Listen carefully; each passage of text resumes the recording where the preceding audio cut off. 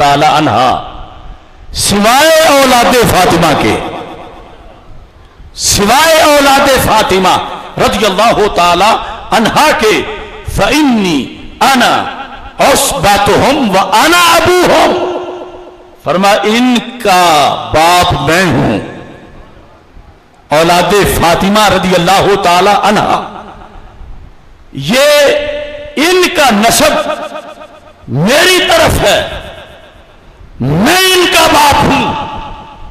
اس بنیاد پر رسول اکرم نور مجسم شفیع معظم صلی اللہ علیہ وسلم نے امام حسن امام حسین رضی اللہ تعالی عنہم ان کو اور ان کی ساری اولادوں کو نسل در نسل ہمارے نبی علیہ السلام نے ان کو اولاد رسول قرار دیا ہے۔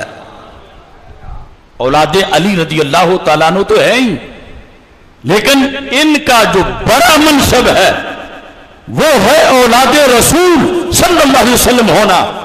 اسی بنیاد پر امام موسیٰ کاظم نے مناظرہ کیا، اسی پر امام محمد باقر نے مناظرہ کیا اور قرآنی آیات پیش کر کے یہ ثابت کیا، ہارون الرشید کے سامنے ثابت کیا، امام موسیٰ کاظم رضی اللہ تعالی عنہ نے حجاج بن یوسف کے سامنے ثابت کیا، امام محمد باقر رضی اللہ تعالی عنہ نے۔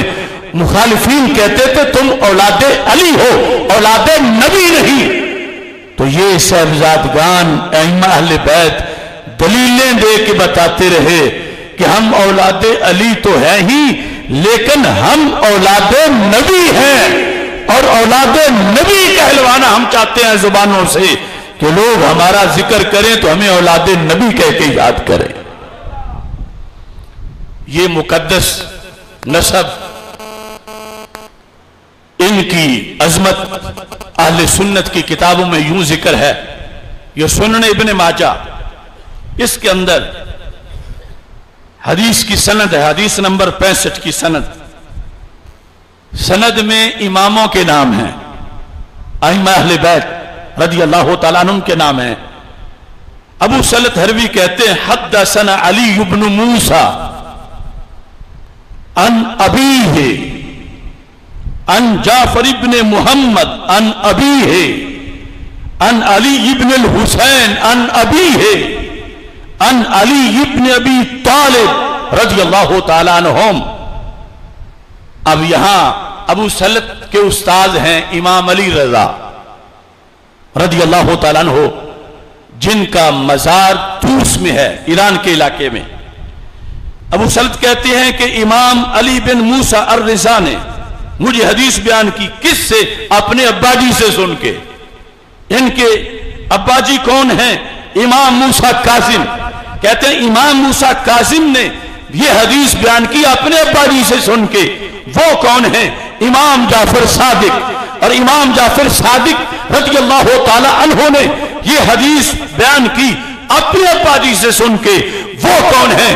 امام محمد باقر رضی اللہ تعالی عنہ، اور امام محمد باقر رضی اللہ تعالی عنہ نے یہ حدیث بیان کی اپنے ابا جی سے سن کے۔ وہ کون ہیں؟ امام زین العابدین رضی اللہ تعالی عنہ، اور امام زین العابدین رضی اللہ تعالی عنہ نے یہ حدیث سنی اپنے ابا جی سے۔ وہ کون ہیں؟ امام حسین رضی اللہ تعالی عنہ، اور امام حسین رضی اللہ تعالی عنہ نے یہ حدیث سنی مولا علی رضی اللہ تعالی عنہ سے، اور مولا علی کہتے ہیں یہ حدیث میں نے سنی اپنے نبی صلی اللہ علیہ وسلم سے۔ یہ امام ہمارے ہیں۔ اب اس حدیث کے لحاظ سے آگے حدیث کیا ہے؟ الایمان معرفت بالقلب وقول باللسان وعمل بالارکان۔ ایمان تین چیزوں کا نام ہے۔ سب سے پہلے دل سے ماننا، پھر زبان سے اقرار کرنا، اور اعضاء سے عمل کرنا۔ یہ حدیث اہل بیت کے یہ امام بیان کر رہے ہیں۔ ابو سلط حدیث کے آخر میں، یہ سنن ابن ماجہ سیاہ ستہ میں یہ الفاظ موجود ہیں۔ قال ابو سلط لو قرئ هذا الاسناد على مجنون لبرا۔ یہ سند اگر کسی پاگل بندے پر پڑھ کے دم کیا جائے تو اس کا پاگل پن ختم ہو جاتا ہے. یعنی یہ دم والی سند ہے. عام لوگ راما گامے کا بیٹا، گاما جو ہے وہ بھجے کا بیٹا، وہ اور ہیں. یہاں ایک ہے سند بیان کرنی ہے حدیث کو پکا ثابت کرنے کے لیے کہ یہ نسل در نسل پاک لوگ اور متقی حافظ بیان کرتے آئے ہیں، اور ساتھ یہ وہ لوگ ہیں کہ جن کے نام لے کر کسی کو دم کریں تو بیماری بھاگ جاتی ہے. تو جن کے نام اتنے مشکل کشا ہیں ان کی ذاتیں کتنی مشکل کشا ہوگی. ہم ہیں سیدھے راستے والے. ایک طرف وہ نواسب اور خوارج جو ان ناموں کا فیض نہیں مانتے، ان کی برکت نہیں مانتے، ان کی وجہ سے مشکلوں کا حل نہیں مانتے، بلکہ جس ملعون کے رد میں ہم جلسہ کر رہے ہیں وہ تو ننگی گالیاں دے رہا تھا ان کے نام لے کر معاذ اللہ. اور دوسری طرف وہ ہیں جو وہ کچھ مانتے ہیں جو رب نے انہیں بنایا نہیں. وہ ان کو معصوم مانتے ہیں، وہ ان کو نبی مانتے ہیں، وہ ان تو یہ دو طرف جہنم ہے. جنت کا رستہ وہ ہے. اب یہ جو سند میں نے پڑھی، اس سند کے اندر امام علی رضا رضی اللہ تعالی عنہ سے سند، یعنی ان کے شاگرد ابو سلط، ان سے پھر آگے پوری اہل بیت کی سند بیان کر رہے ہیں. یہ ہے کتاب الثقات، یعنی جس کے اندر سیکا پکے ٹھکے راویوں کا ذکر ہے.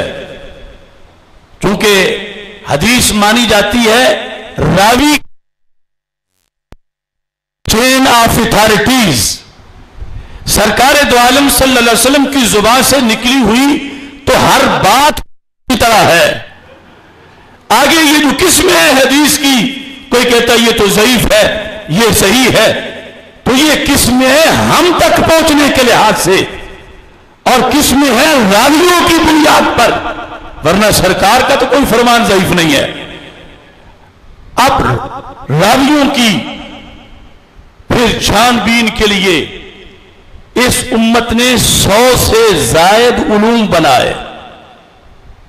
100 سے زائد علم حدیث کو پڑھنے کے لیے. اب یہ اس شعبہ کی ایک کتاب ہے، اس کی 5ویں جلد ہے کتاب الثقات، محمد بن حبان، وہ اس میں امام علی رضا کے حالات لکھتے ہیں. امام علی رضا بن موسیٰ کاظم رضی اللہ تعالی عنہ، ان کا وصال ہوا تھا 203 ہجری میں. 2 صدیاں گزر چکی تھیں رسول اکرم صلی اللہ علیہ وسلم کی ہجرت کو. یہ نسل رسول، اولاد رسول اور ذریت رسول اور آل رسول صلی اللہ علیہ وسلم کا فیض دیکھو. اگر زندہ ہیں تو زندہ ہیں، اگر قبر میں بھی چلے جائے تو ان کے فیض کا انداز کیا ہے. 203 ہجری میں وصال ہو چکا تھا امام علی بن موسیٰ الرضا کا. یہ مصنف، ان کی تاریخ وفات 354 ہجری ہے. 354، یعنی اتنے پرانے ہیں آج کے مقابلے میں. یہ کہتے ہیں کہ میں اپنی زندگی میں امام علی رضا کی قبر پہ گیا. وہ سب کچھ خود بیان کرتے ہیں. یعنی یہ وہ بندہ ہے کہ جو کہے کہ راوی سچا ہے تو امت کہتی ہے سچا ہے، جو کہے راوی جھوٹا ہے تو امت کہتی ہے پھر حدیث معتبر نہیں چونکہ راوی جھوٹا ہے. انہوں نے راویوں کے حال میں امام علی رضا کے مزار کے لحاظ سے لکھا. کہتے ہیں قَدْ زُرْتُهُ مِرَارًا كَثِيرًا، میں نے امام علی رضا رضی اللہ تعالیٰ عنہ کی قبر کی کئی بار زیارت کی. کس کس مقصد کے لیے؟ وما حلت بھی شدت فی وقت قیامی بطوس، جب میں طوس میں رہا کرتا تھا جو بھی مشکل مجھ پہ آئی ہے. ما حلت بھی شدہ، استاد تشریف فرما ہے نکرہ تحت النفی ہے، یعنی اگر اس دوران 100 مشکلیں آئی ہیں تو پھر فرمایا 100 کی 100 ان کی قبر پر حاضری سے دور ہوئی ہے. ایک مشکل بھی ایسی نہیں تھی کہ جو باقی رہ جائے. ما حلت بھی شدت فی وقت قیامی بطوس فزرت قبر علی بن موسیٰ الرضا صلوات اللہ علی جدہ وعلیہ ودعوت اللہ ازالتها انی الا استجیب علی وزالت انی تلک الشدہ.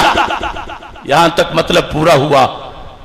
ایک مشکل آئی، میں چلا گیا، میں نے جا کر وہاں اللہ سے دعا کی کہ ان کے صدقے رب میری مشکل ٹال دے. کہتے ہیں اسی وقت ٹل گئی. دوسری مشکل آئی، میں پھر چلا گیا. تیسری آئی، میں پھر چلا گیا. بار بار میں گیا. کہتے ہیں وَهَذَا شَيْءٌ جَرَّبْتُهُ مِرَارًا فَوَجَدْتُهُ كَذَلِكَ. یہ کوئی ایسا نہیں کہ ایک بار گیا ہوں اور بائی چانس مشکل حل ہو گئی ہو. کہتے ہیں میں نے بار بار تجربہ کیا ہے اور جب بھی میں گیا ہوں مشکل حل ہو گئی ہے. اب ناسبی یہ نہیں بیان کر سکتے، خارجی یہ نہیں بیان کر سکتے، وہابی یہ نہیں بیان کر سکتے. ان کے نزدیک تو رسول اکرم صلی اللہ علیہ وسلم کے روزے